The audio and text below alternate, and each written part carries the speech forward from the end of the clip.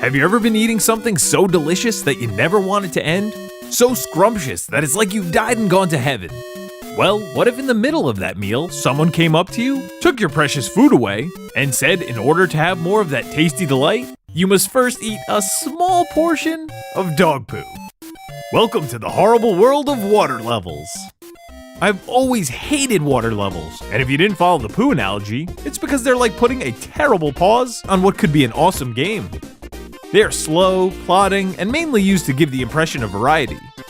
You could make the case that it breaks up the typical gameplay, but if I'm having fun already, don't flip the script on me, especially not for a water level.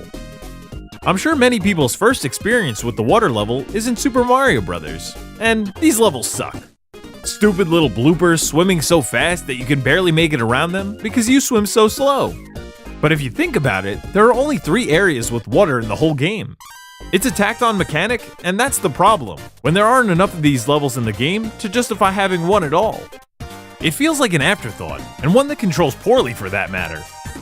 The worst of the worst are the ones where you're timed underwater, or you have to find a source of air. The impending doom of running out of oxygen is incredibly frustrating, and the anxiety that it gives you is better suited for a horror game rather than a platformer.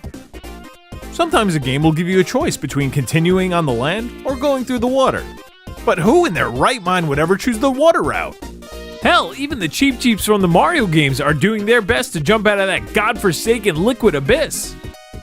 The dam level from Ninja Turtles on the NES, Sonic 1's Labyrinth Zone, and I'm legally obligated by the Council of Gamers to mention the infamous Ocarina of Time Water Temple. These are so notoriously awful that it overshadows the water levels that can actually be fun. The Donkey Kong Country games have gotten water levels right throughout the entire series.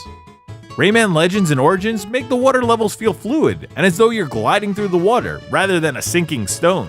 And the reason the developers got it right is because there are typically more than a handful of these in the game. When there isn't any focus on the water levels and they are a one-off diversion from the main gameplay, that's when they suck hard. This doesn't just apply to water levels.